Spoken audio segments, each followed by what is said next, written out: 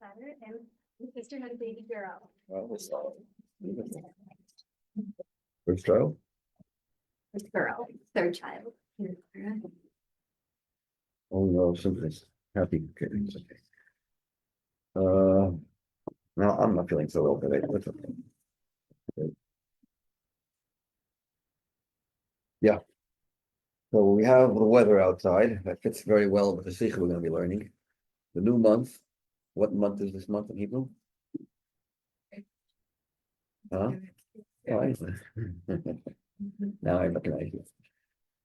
Teves? Okay. Teves is known to be the coldest month of the year. And the Sicha we're going to learn is going to be discussing how we can serve Hashem in the best way because it's cold. Surprisingly. Before we get to the Sicha, just want to let you know that if you look into all the books, all the forum that discuss this month, Teves, it's not a very happy month. In fact, we all know about Asara B'Teves. Coming Friday is a fast day. Unusual to have a fast day on a Friday. This year, the 10th of Teves, which is the beginning of all the subsequent troubles that Jews underwent when Nebuchadnezzar made a siege around the walls of Yerushalayim. And we'll discuss that more on Friday. I'm going to talk about that on Friday more. But there's actually some people that fast 3 days in a row because of something bad that happened on the 9th of Teves, this Thursday, and on the 8th of Teves. What are these three events? I'm not going to mention it today because it'll take too much time and we have a lot to learn. But there's maybe we have time at the end. 3 consecutive days that were not very happy days. Ches Teves, which is coming Wednesday, tomorrow. Today's Zion. Tes Teves, huh? Not a happy day. It will become a good day. Tes Teves. Anyone know here? I would venture to say no. Does anyone know here what happened on Ches Teves?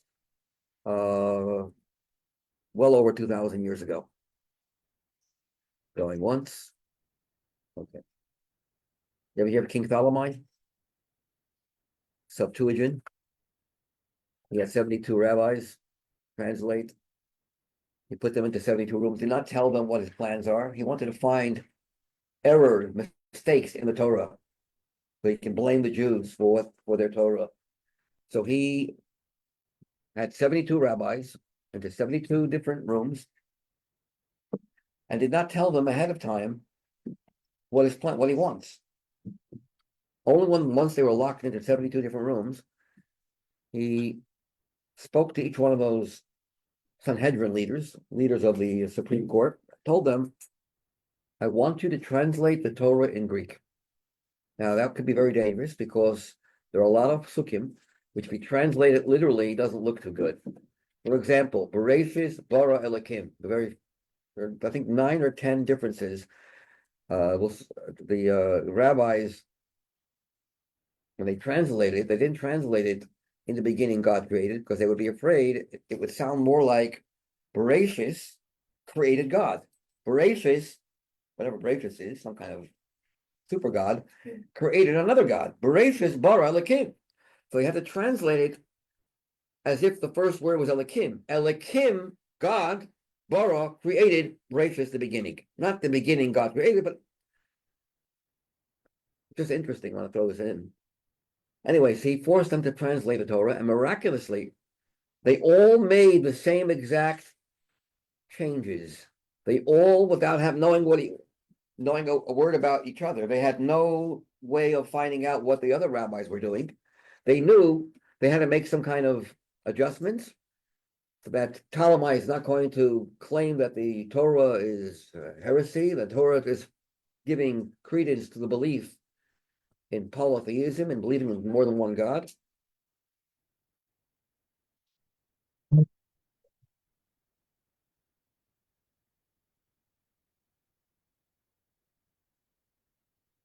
Damn likely. Okay. And miraculously, they all made the same exact tikkunim. They fixed without even consulting with each other. That was a miracle. But the fact that Torah had to be translated into Greek, forced by a non-Jew, was a very sad day. In fact, the Gemara says it's as sad as the day the golden calf was made. Why that is, not for today. That's the fast day of Wednesday, of tomorrow. By many, not we don't fast, but some people do. Very few, because of that event. This happened before Hanukkah, years before Hanukkah, the story. Teves was the passing of a great tzaddik called Ezra and Nehemiah. They both passed away. Ezra was great enough that had the Torah not been given in the time of Moshe Rabbeinu, Ezra would have been great enough to receive the Torah from Hashem.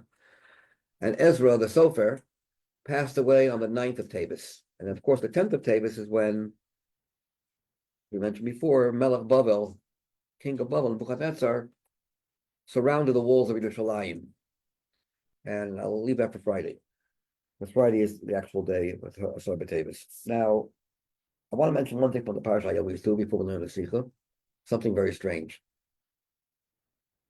Who was greater, Reuven or Yehuda? Okay, Reuven lost his right of being a Kohen and lost his right of Malchus, of being the king. He was the oldest.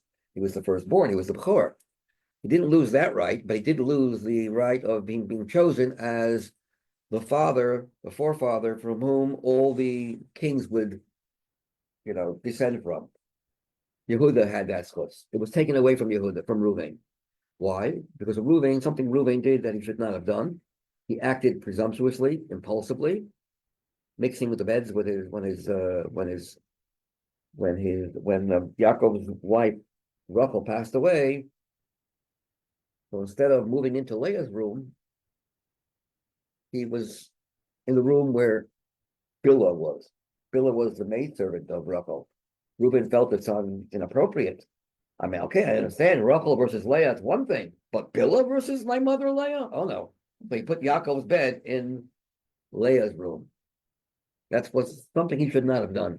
But he meant it to honor his mother. He couldn't tolerate his mother would be dishonored by having someone like Bilhah, who's not even nowhere near like Rachel, be higher than his mother. So that's the sin, that was the wrongdoing. And because of that, he lost the schus of being able to be a Kohen and a Melech. I mean, from Kahuna should derive from it, and also Malchus. Now, why did Yehuda get it? Because Yehuda did something very, very phenomenal. He admitted he was wrong when it came to Tamar. For Tamar, I'm the one who impregnated her. It wasn't easy for him to admit that, but yet he did, and he saved her life. And the baby inside of her, who was the baby inside of her? Peretz, who was the great-grandfather of Mashiach. So he saved Tamar and the baby's life by not insisting that it wasn't him. He had the option not to, but he did. He chose the truth. Number two, he saved Yosef's life. Right? Let's not kill him. Let's sell him. So the Rebbe asked, wait a second, come here. In both cases, Reuven seems to supersede Yehuda. Talking about tshuva, about admitting, Reuven admitted he was wrong. He fasted daily. He wore every single day of the week. He fasted. He wore sackcloth. You know why he wasn't present when Yosef was sold? I'm coming back, but I'm not here. I have to go. Where did he have to go? He had to go to put on his sackcloth. He was fasting that day. Special prayers. When he came back, it was too late. So, how long was he in mourning? Was he doing tshuva for his so-called sin of caring about his mother's dignity? 9 years. This was 9 years ago when it happened. When Rachel passed away, this is 9 years later when Yosef was sold.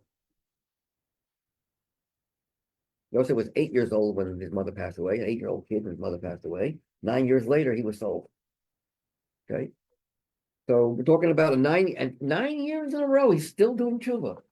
You compare that to Yehuda. And what was Reuben doing tshuva for? For almost nothing. Could you imagine if Yehuda would not have admitted his guilt that he impregnated Tamar? What would have happened to Tamar? He would have been killed, executed. Could you allow someone to be executed? Come on. What are you giving such credit to Yehuda for? Reuben deserves credit in the tshuva world. Number two, who saved whose life? Yehuda saved. He didn't save. I mean, he saved his life, but he sold him. What was his kavanah? Let's not. We're not going to get any. I'm not going to gain anything by just having him killed. Let's just sell him. We'll make a deal. What was Reuben's intent? Put him into the pit. Reuben did not know the pit was full of snakes and scorpions. So he thought he'll come back, and then he will return Yosef back to his father. So Reuben had a much more noble intent in saving Yosef than Yehuda did. And who gets all the credit? Yehuda. Well, the Rebbe answers, I'll tell you why. Because here we're not discussing who's on a higher madrega personally. Here we're talking about kahuna and malchus. Kahuna is priesthood, being a kohen, and malchus are both related to how you affect other people's lives. A king is not a personal, is not a private person. A king is someone who controls, who's in charge of other people, and focuses on the improvement of the lives of his people. A kohen blesses Birchas Kohanim every Yom Tov. A kohen is there to bless the Jewish people. He's not a private individual. So when it comes to attributes that are related to others, let's look back at the same story again. Reuben's tshuva was very nice personally, but you know what happened as a result of his, constantly mourning after him, and repenting? He wasn't present when Yosef was sold. Had he been there, had he not been wearing sackcloth, had he not been fasting, if he was present, the whole story never would happen. Yosef never would have been sold. So his tshuva was very good for himself, wasn't good for Yosef. Yehuda made things happen. He saved Tamar's life. Reuben had good intention, but what actually happened? What was the final result? Not so good. The final result is what counts when you want to be a melech or a kohen, not what personal level you're in. So therefore, firstborn, no problem. Firstborn is a right that you get for yourself, double portion. That Reuben remains. Of course. You want to be a kohen? No. Kohen, you have to affect other people. We don't really care so much about what level of intention you have, how holy, how righteous you are. We care about how did you affect the outside world, and that is why Yehuda beats Reuben in both accounts, in terms of saving Yosef's life, and in terms of admitting that he was wrong with Tamar and therefore saving her life. Okay. The Sicha here is about Teves. In fact, the actual heading of the Sicha is called. It's in Hebrew. I know it's Hebrew. The one who speaks Hebrew is not here. Where's Shira? Yeah, but you speak English better than her, I think. Oh. Huh? Yeah, so English. Huh? What? Yeah, here's one more. I think we need quite a bit more. Okay, so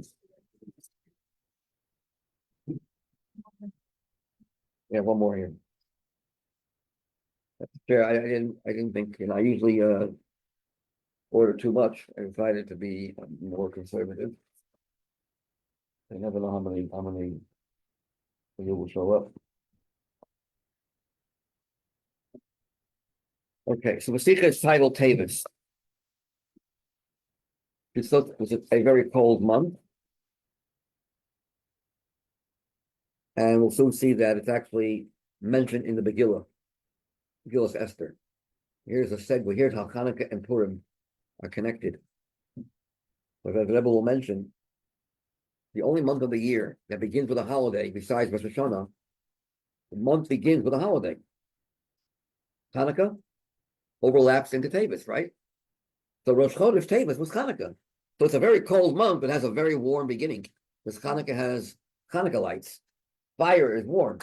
So this cold month begins with a very warm start, which is a good sign. Because the head, whatever goes on with the head, takes place of the body also feels it. So the head of the month, Rosh Chodesh, the head of the month of Teves is Hanukkah. It also has other days in the month, besides the ones we just mentioned. The Alter Rebbe's passing was in this month, Chaf Dalet Teves. The Rebbe will talk about that as well. But where do we find the word Teves in Tanakh? I'm not a Baki in Tanakh, but I know one place, but the Rebbe quotes the Gillas Esther. Anyone know the pasuk?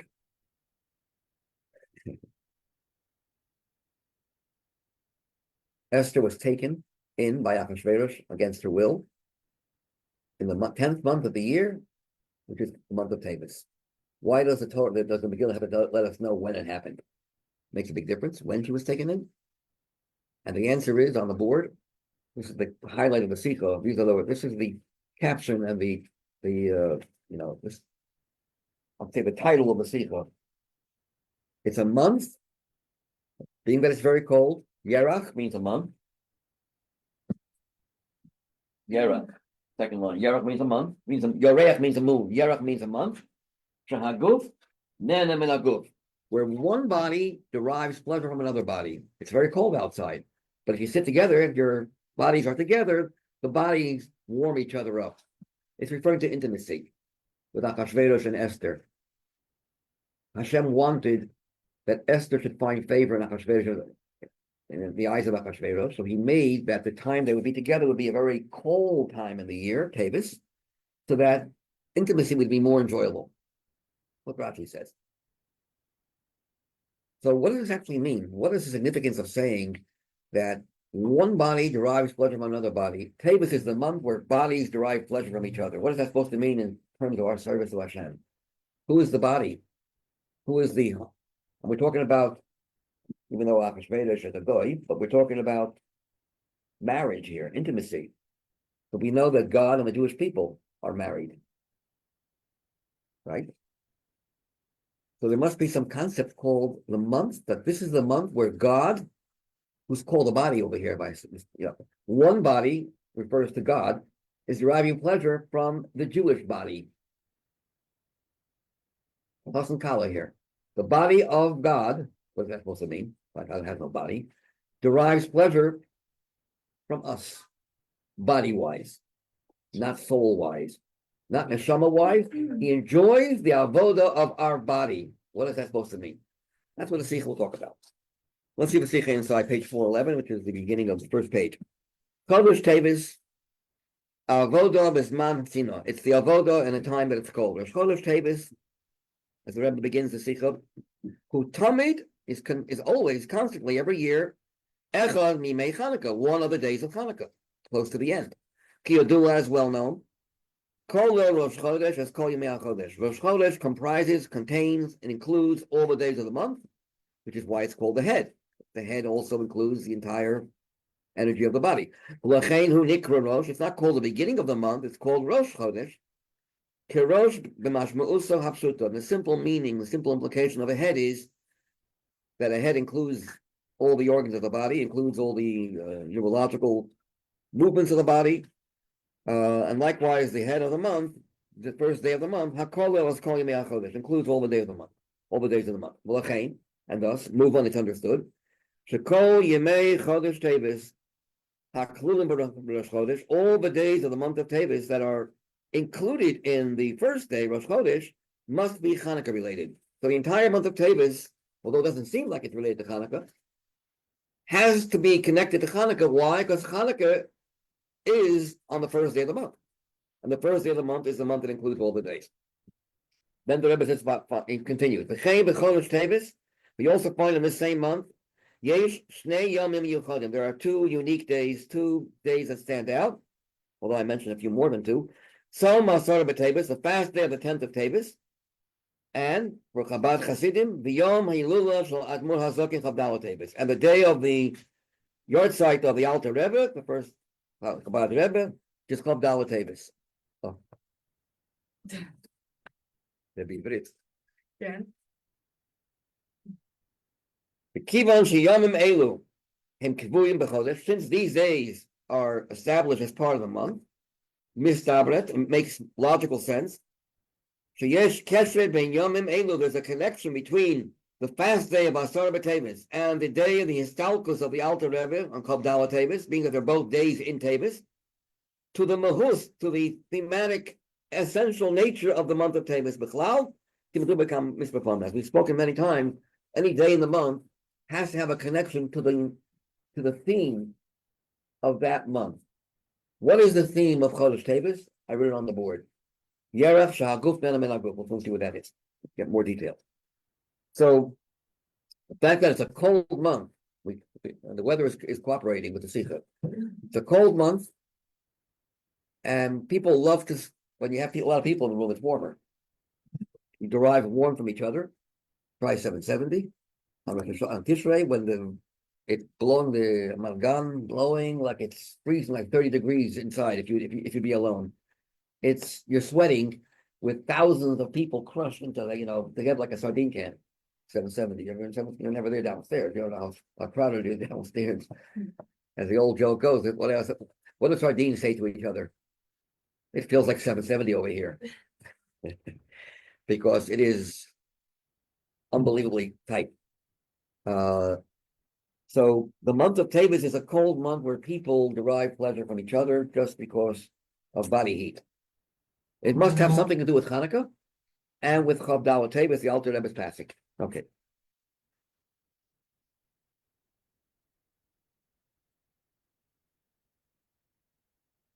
The Gabi Chodesh Teves, Amrim Chazal, our sages say, on the pasuk, al ha-pasuk, here's the pasuk in Megillah, chapter 2, pasuk Tezayin. Esther was forcefully taken to the king Achashverosh in the 10th month of the year, which is the month of Teves. So the month of Teves is mentioned explicitly in the Megillah. And it says, the Gemara says, what's so special about the month of Teves? Why does the pasuk have to tell us when she was taken? To let us know something. Shezehu yerach shahaguf nehene min haguf, where one body derives pleasure from another body. And why is that? That's what word's missing here. It should be mipnei, not mipi. In this month, hakor, the coldness to us is very intense. Kidivrei Rashi, as Rashi says, mipnei hatzina. Tzina means cold. Okay. The word yerach, by the way, is not the normal. Usually, you call a month chodesh. Here, it's referred to as yerach, which means yereach, moon. The Rebbe, in one of the footnotes, does not give an answer. He just said it's interesting why the Gemara chose the word yerach instead of chodesh, which is a normal word for a month. Yerech means a moon, but the way you say a month is not yerach, but more chodesh. But yet the Gemara chose the word yerach.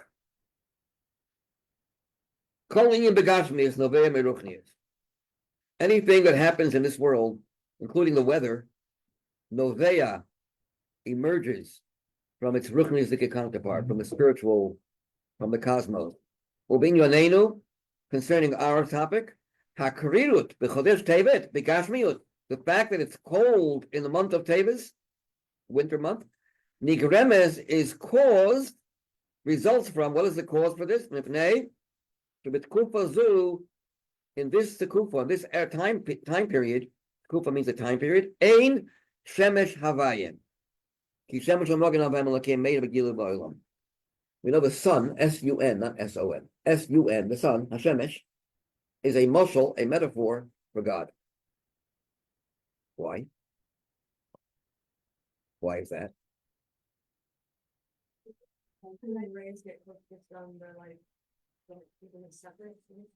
Yeah. Okay.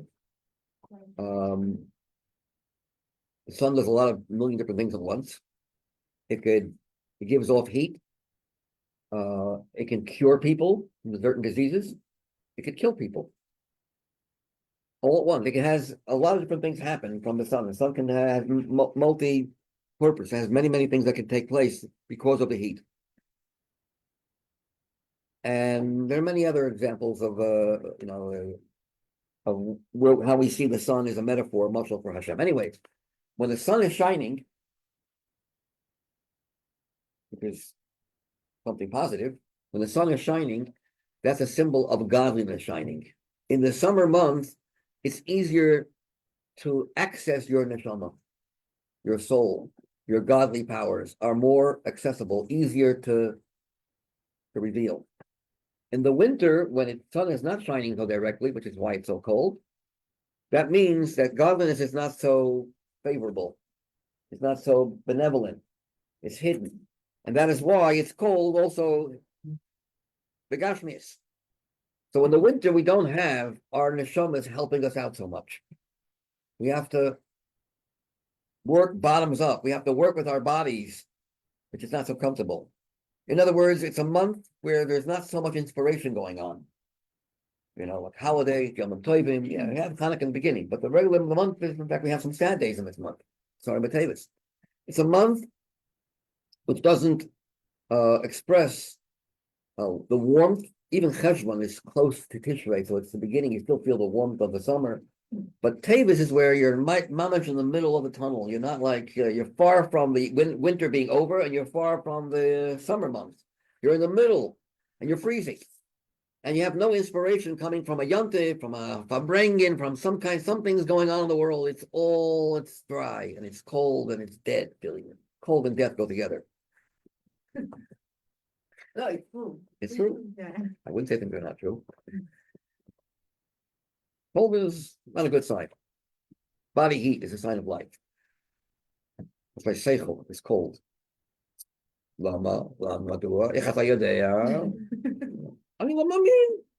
Emunah is warm. Seichel is cold. Seichel asks too many questions, and you don't get excited. How do I know? Aren't you excited about it? No. I'll explain to you why I'm not excited. So Seichel is cold. We'll learn later on the Sicha, the Alter Rebbe showed how Seichel can be warm. Which is called Chias HaMesim. There's nothing more cold than Seichel, or a dead person. Nothing more warm than Chassidus, the light of Chassidus. Doesn't get those either. But anyways, so why is it cold in the month of Teves? Because it's cold up there. The Shemesh, the metaphor of the sun, meaning God, in this case, is not shining so easily. We don't feel a soul connection. Our souls are not operating so clearly with us. We have to work on our bodies. Okay. Next paragraph. Ukiyadua, he says the last paragraph on the page. Ukiyadua is well known. Zricha Tashemesh. The shining of the sun in its full force. B'chodesh hakayitz, whose simin li'atzmot ha'or v'hachom shel kedusha, is a sign of the intense light and warmth of holiness. Shel shemesh havaya. It says in the pasuk in Tehillim, ki shemesh havaya. Ki Hashem, what's the lashon pasuk? Sorry. Ki shemesh u'magen Hashem Elokim. Shemesh u'magen. God is the source of light, and He's also a protector. Hashem Elokim. Hasidus explains it a little different. He's not our protector. There's Havaya and there's Elokim. There's two names of God. One is a metaphor for the sun. That's Havaya, Yud-Kei Vav-Kei. Hashem is the essential name, which is revelation of Hashem's essential nature. Then there's Elokim. Elokim is where Hashem is hiding Himself. Mogain means protect, also means a shield or a sheath. The sun also has a blockage which protects the sun from burning, from destroying things that are close to it. So the Mogain, anyway, that's a explanation in Chassidus that there's two aspects of God. There's two names. One is Shemesh and one is Mogain. Okay, anyways. Next page, 412. Hamashpiim oz ala olam. The Shemesh, the sun, the spiritual sun, meaning God, Hamashpiim oz ala olam, that is mashpia, that gives life to the whole world. V'lachein kal yoter la'avod et Hashem b'chadashim elu. It's easier to serve Hashem in the summer me'asher b'chodesh hachorev. I know some of you are saying, what are you talking about? It's much easier in the winter. There's so many distractions in the summer. It's Mashu, we go to. But it's beautiful. You can see Hashem in an easier way. Right. That naturally, that's whatever it means. Naturally, you see the beauty. You see it's warm, and the weather is conducive to weathering your own neshama too.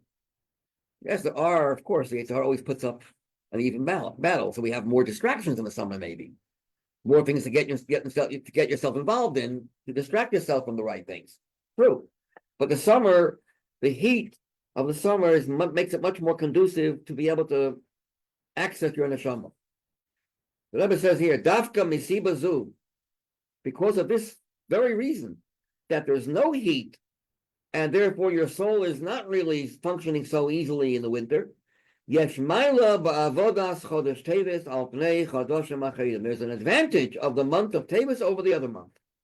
Ulakach romzim chazal b'divreihem yerach shehaguf nenem en haguf. Eis haguf? We're talking about a husband and a wife, Achashverosh and Esther. But Achashverosh, as we all know, is also refers to God. I know it doesn't sound right, but he's called Achashverosh because the word Achashverosh, Acharit v'Reishit, Shalom. Someone who the beginning and the end belongs to him. Nothing precedes him and nothing outlasts him. The word Achashverosh, the combination of two words, Acharit v'Reishit. He's above and beyond. And Esther refers to the Jewish people. We all know Esther is a name, a symbolic name for the Jewish people. So when you talk about Achashverosh and Esther enjoying each other's body, that means that this is the month where God enjoys the Jewish people's service more than any other month in the year. Why? Dafka, because it's cold. If the reason why you're connecting to Hashem is because He's warming you up, because there's such soul, your neshama is on fire, and there's so much going on. There's a yontiv, there's fabrengens, there's this, there's that, there's heat, spiritual heat. Then you're cheating, and it's not really you. Hashem loves to see how you can climb out of the cellar, climb out of the darkness from within, without having any assistance from your neshama, where the darkness itself seems to generate light. That's tough. And this Sicha is going to tell you that sometimes when a person hits rock bottom, drugs, you hit rock bottom, that propels you to get out of it. So funny. Person is nevach in a star, your mamish see that you're about to lose everything. You bounce back. You have this fortitude that no, I don't want to die. I don't want to lose everything. And that darkness propels you. The darkness generates chayis. You're not getting it from any outside help. You're getting it from within, from your own abyss. The fact that you're falling into the mamish, into the abyss of tuba. Likewise, in a spiritual sense, that a person sees that they're about to lose everything spiritually. You go, what's going on with me? Where am I? What's going on? That itself can generate a chayis to break out. So the choshech itself can sometimes be the cause for a new type of light. Why not happen though? But you're just saying that like it's the basic rule that maybe it is, but like what about that generates fire? Okay, so the Rebbe is going to say in the Sicha that the source of the Gura of darkness actually comes from a very, very powerful level of godliness, more powerful than when God is giving. And when a person goes through a lot of darkness in their life, suffering darkness, and they can't find any there's nothing there to hang on, and they're about to fall. We'll see later on in the sequence. The Rebbe is going to explain the root source of how sometimes darkness can actually generate light more. Let's do a Sicha inside on and do a better job on how I can explain it. Okay. The Rebbe goes weiter. Teves avoda imaguf atmo. Kol inyan b'Torah, he says, everything in Torah is with precision. We'll move on. Shahadiuk, that the exact precise language, shahaguf nenem in haguf. I mean, why wouldn't I just say that, a person derives pleasure from another person? Why focus body, the word guf? Indicates matim lepidush hapnimi, that we discussed just before, shle'il, that we discussed in the previous paragraph. We talked about husband, wife. Who's the ultimate husband? God. Who's the ultimate wife? Us, Jewish people. That the hana, the God's pleasure from our avodah is much more in this month than any other month in the year. Where am I?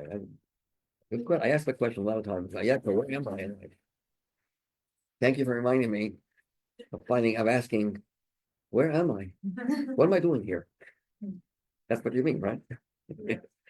Okay. Yes. Page 412, and the first column, the paragraph, the last paragraph, where it says Gimel, Teves, and what that's what it is. I'm sorry for the whatever. whether it's affecting me. Kol inyan b'Torah, let's repeat it again. Every inyan in Torah is with meduyak biyoter, is with exact precision. It's perfect. We'll move on. It's understood. The second line of this paragraph. Shahadiuk, that the exact language, precise language. Shahadiuk b'lashon. Shahaguf nena min haguf. Matin is commensurate, fits the pirush hapnimi, with the deeper understanding that we spoke about. We're dealing with a husband and a wife, and thus that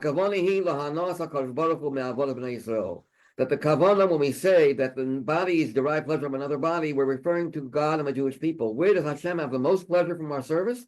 Not when our neshamas are on fire and helping our bodies from not distracting us, but rather when it's just the opposite, when it's cold, and when we have to derive our connection to Hashem through our bodies.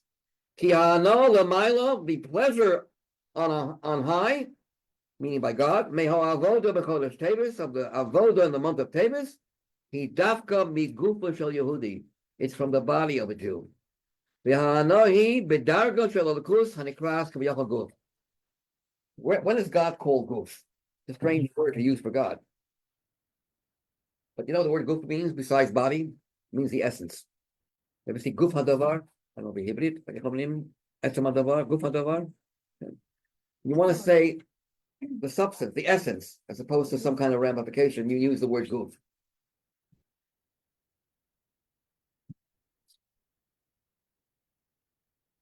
So guf means, when you say the guf of Hashem, it doesn't mean a body, it means the essence of God. Like the substance, God's essence, not his, his revelation, not how he relates to us, but who he is, the actual God himself. Who derives pleasure from our avoda in the cold months of Teves, when we have to work on our bodies? God himself. We reach the highest level of godliness when we are forced to work with our own bodies because our souls are not really operating so well. And then I'll explain what he means. What's the explanation to this? Whatever is going on in the macro world, the macrocosm, the world in general, is connected with the avoda of a human being, with a yid, who's a microcosm of the world. The third paragraph in the left-hand column on page 412.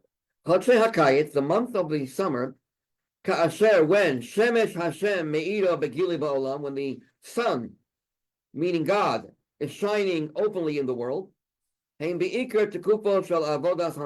it's primarily a time period where the neshama is more accessible.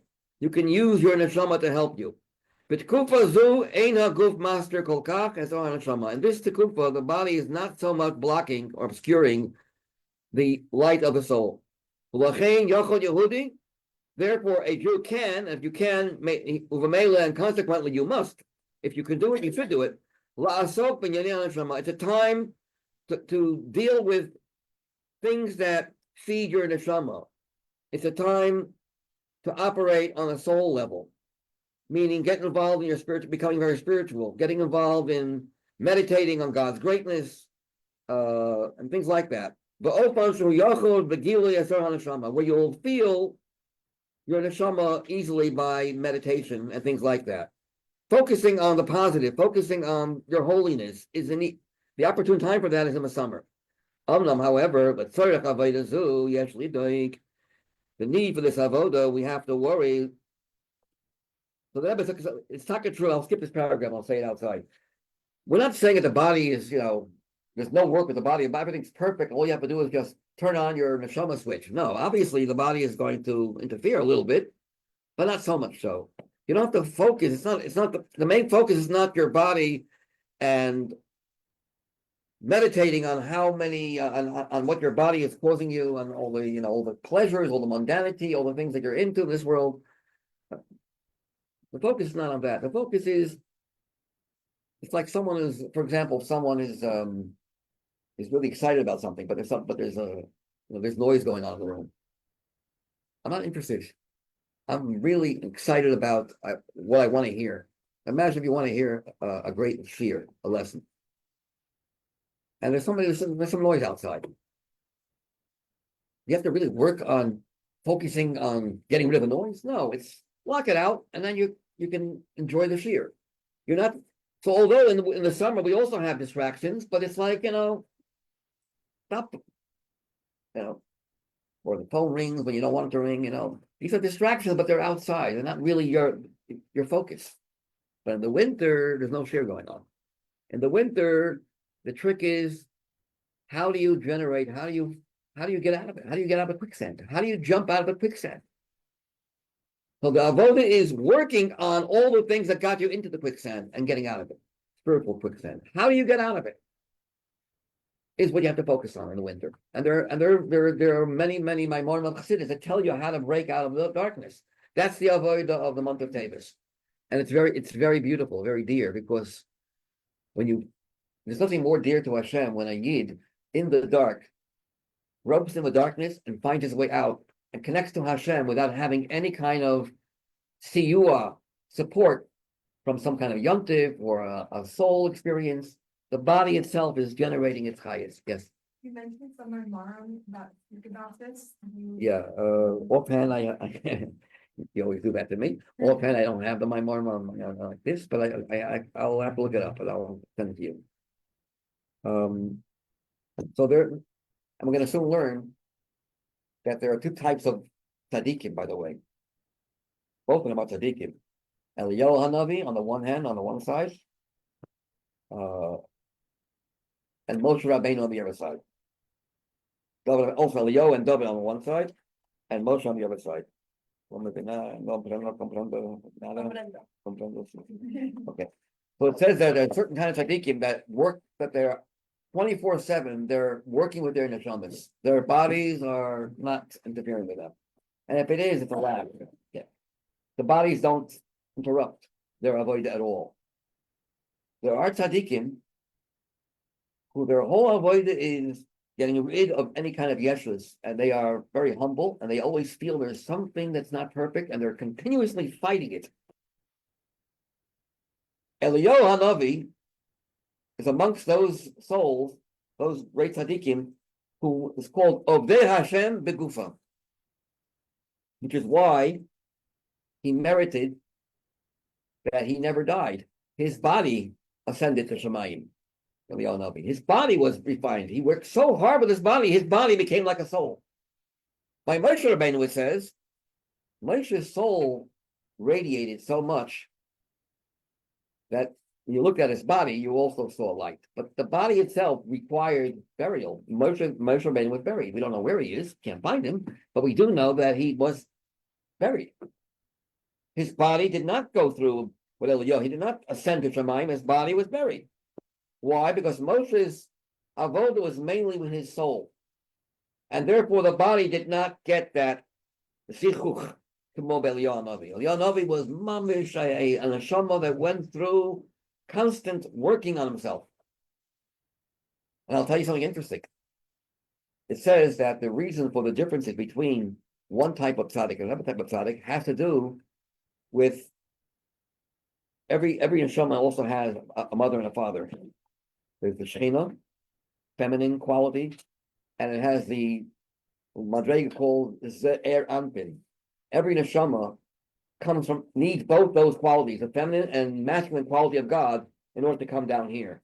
The question is, who does the soul more resemble? Does it more resemble its paternal connection or maternal connection? Souls that become connected to their mother, are neshamas that are in their mother's womb longer. Eliyahu Hanavi was in his mother's womb for 12 months, abnormal.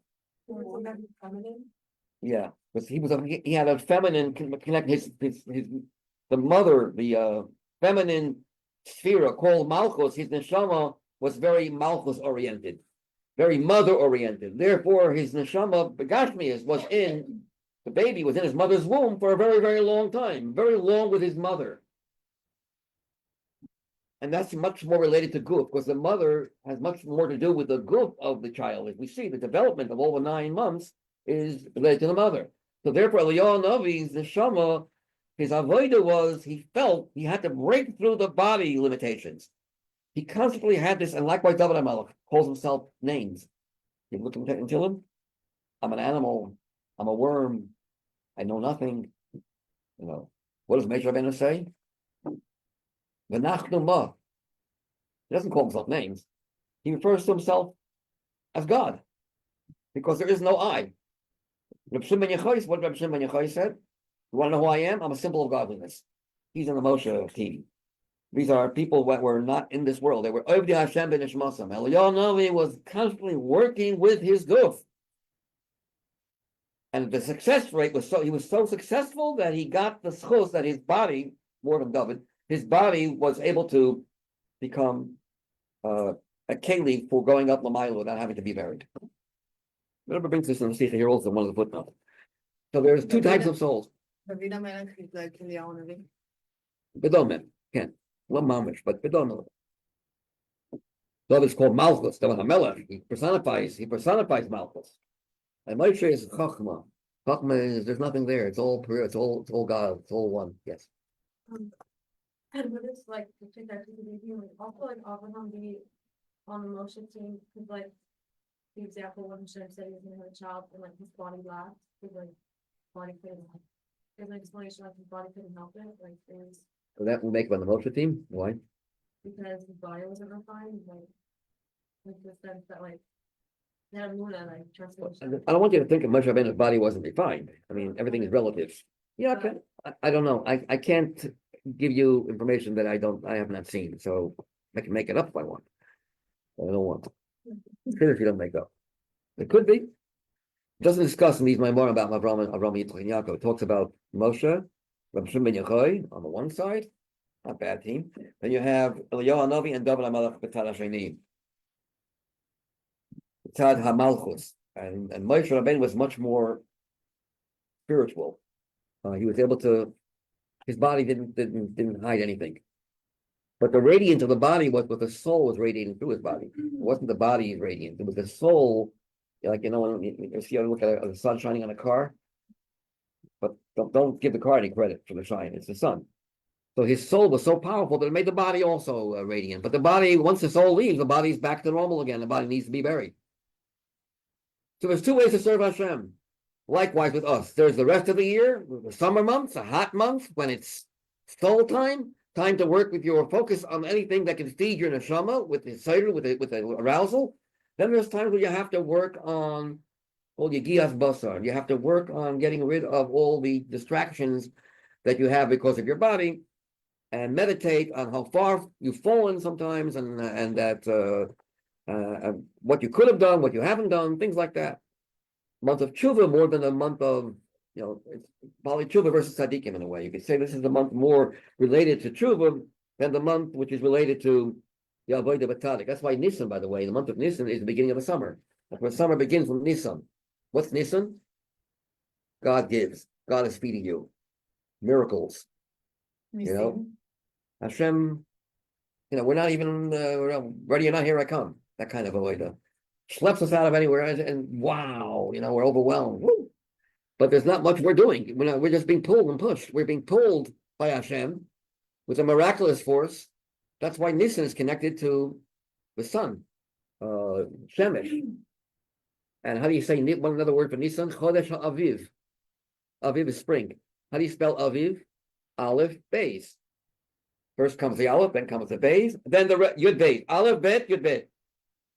Aleph, Beis, and then we get to the rest of the year. But we start with Aleph. How does Tishrei go? Tishrei is the beginning of the winter. Tough. Bottom up. Bottoms up. Tough. Shin, Reish. Tshuva. We're returning. It's the Avodah Hashem to make Tshuva.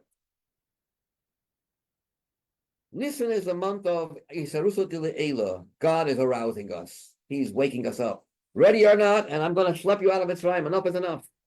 Giliur. Makas Mitzrayim. Kriyas Yamsov. All these things. We don't know what hit us. That's what the summer is all about. So Nisan is miracles, and Tishrei is nature. Where nature begins. We have to break out of it, and that's very dear. But when you're in the month of Teves, you're really in the cold. Tishrei is just the beginning of all that. The month of Teves is freezing outside, and it's freezing also in terms of our neshamas.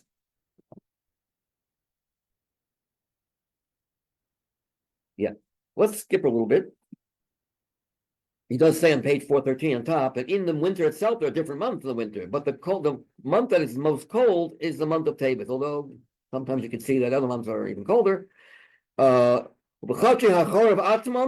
In the months of the winter itself, on the top of 413, yes, Hevdel, there's a difference between Chodesh Teves and between Shara Chadashim. The Chadashim Acherim, yes, Ma'at Chum Ba'olam. There's still a little left over from this previous summer months.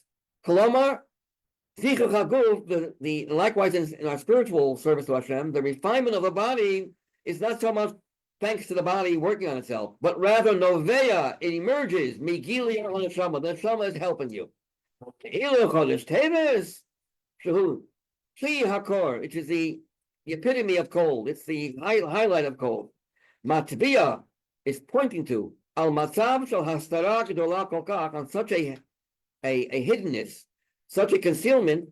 She'ena me'afsheret, it does not allow as Gili or Neshama. It does not allow the Neshama to seek through. Va'oz ein misbatzas avodas zichuk haguf be'amtzos Gili or Neshama el b'amtzaot guf ha'atzmo. There, the avoda of refining the body does not come so much from the help of the Neshama, but rather the body itself has to generate its own chayas. The Rebbe in footnote 16 says there are two types of transformation. And he gives an example. He brings a mimer of the Rebbe Rashab. He gives an example. You have, let's say, imagine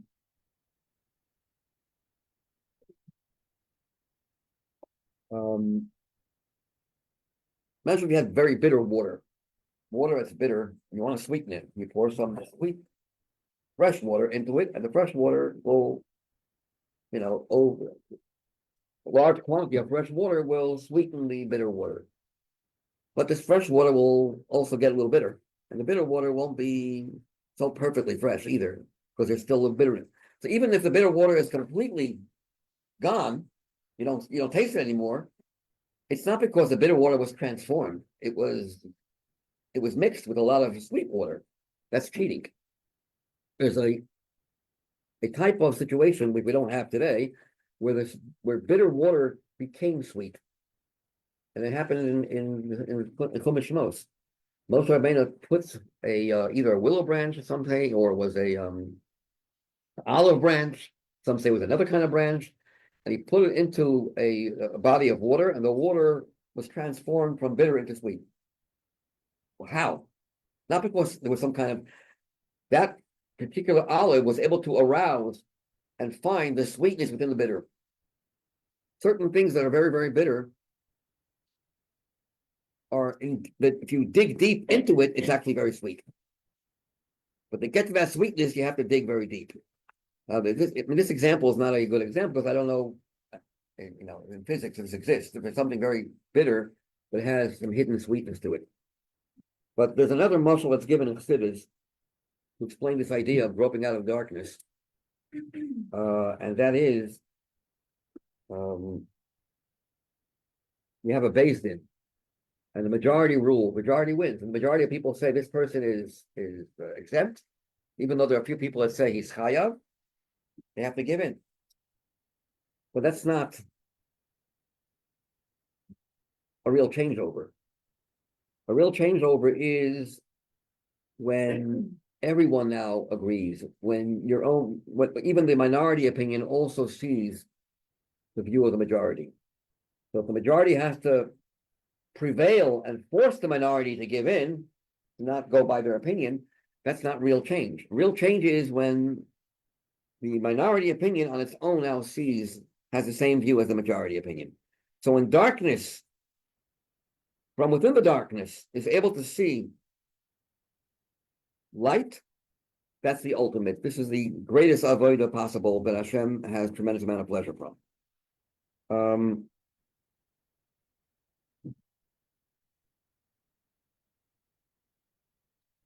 Other examples that are given in that mimer, I don't have it in front of me. There's other examples that are given. Footnote 16 quotes that mimer, and there are other examples where we have a transformation of darkness from within darkness. If I can remember.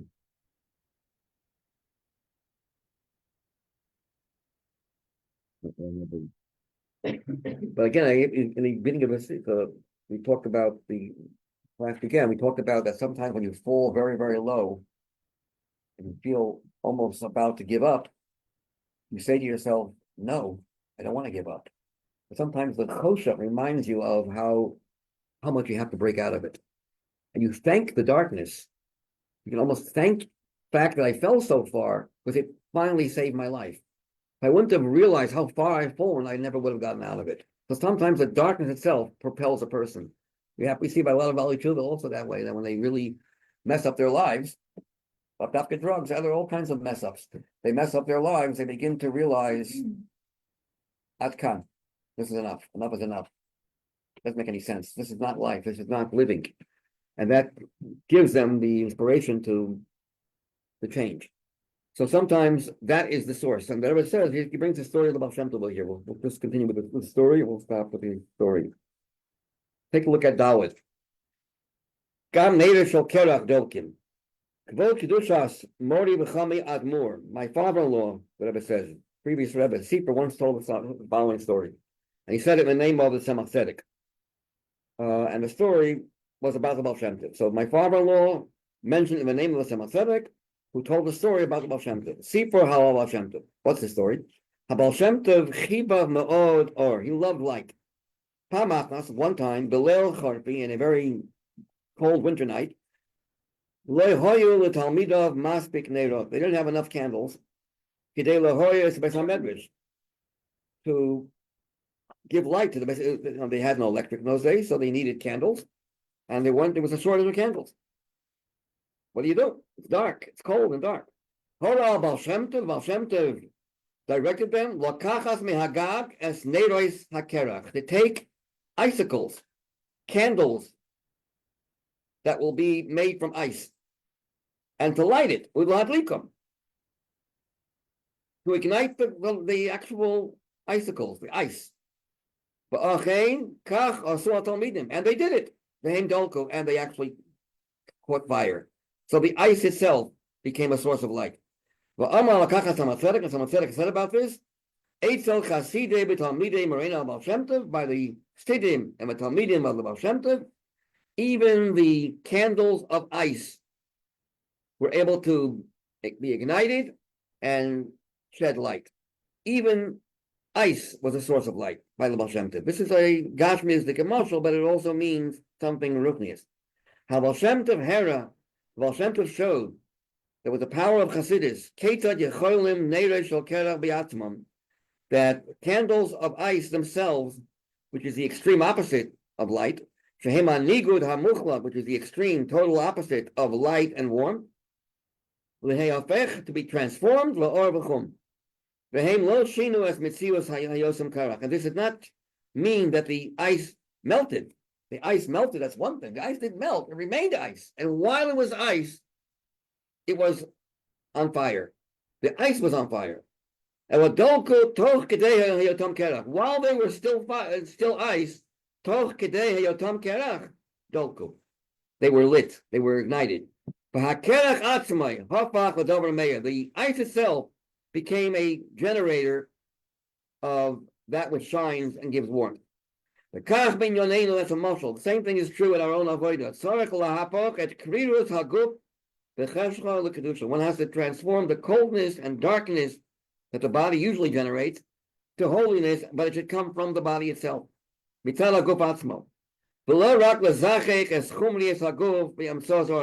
just to refine the corporeality of the body, the physical nature of the body, through the help of some outside source, outside light coming from the neshama.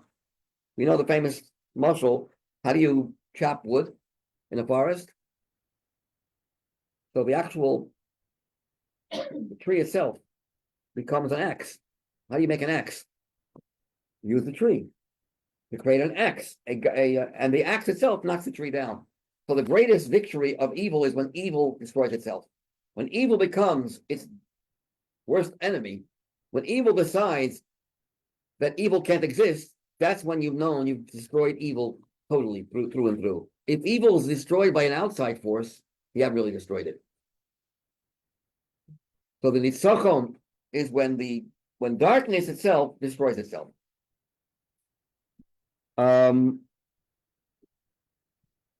So how is that possible? This is where the Sicha explains how can, it's all nice words, but how is it possible for the body to be able to transform itself when the body is a body?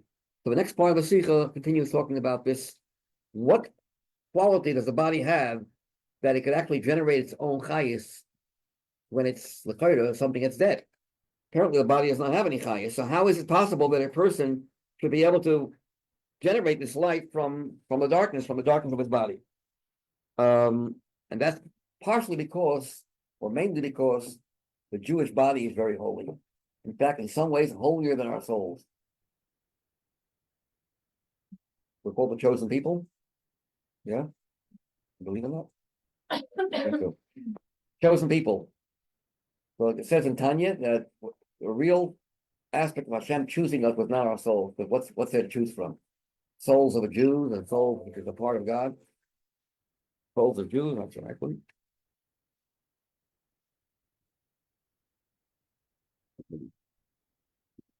Souls of Jews or souls of, there's nothing. If I'm hungry and I have a piece of steak in front of me and I have a book in front of me, I don't choose the steak. If there are two pieces of steak, then I'm choosing one over the other. So it has to be that when you say God chose us, it has to be like, from God's vantage point, it's all equal. What looks equal? Bodies, Jewish bodies and non-Jewish bodies, same anatomy. And yet Hashem says, here is where you see the power of me choosing. It's not so much in the soul, because the soul is too godly for Hashem not to choose it. It's too persuasive. You don't see Hashem really the one choosing. It's chosen for him. If it's godly, why would God not want to choose something that's godly? But the bodies are not godly, apparently. And here is where Hashem says, I am the source of your holiness. Not because of your godliness or I choose the Jewish body means that the body itself is a product of Hashem's essential choice, not a choice that was forced upon him. But Hashem was free from any outside impulse, even the impulse of it's so godly, how can I not have it? And that element of Hashem's being free, meaning nothing forces him to do anything. He's the source of everything that happens. You see much more of that in the Jewish body than the Jewish soul.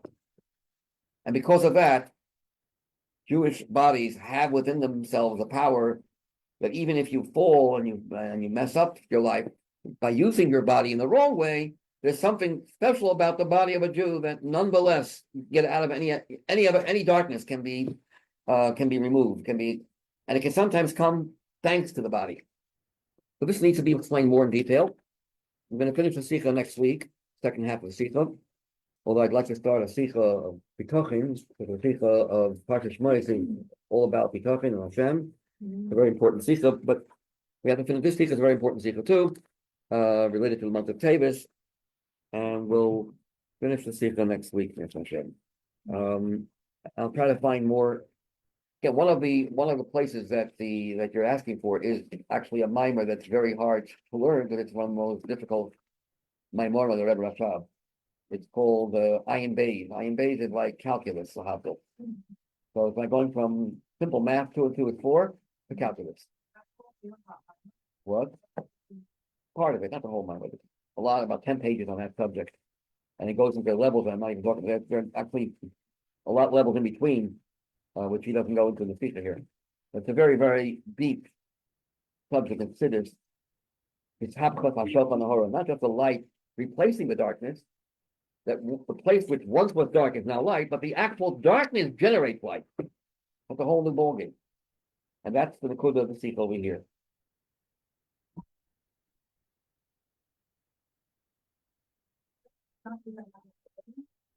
Every week, 144 by Morim, 5 years straight.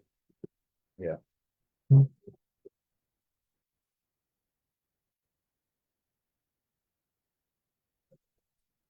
What? Learning like what something the body and the Jewishness. Learning the minor,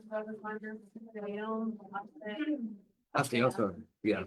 like only just started. What are you learning? My home? Sorry. Who repeat?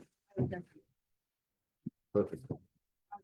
I finished the code. Oh, okay, yeah.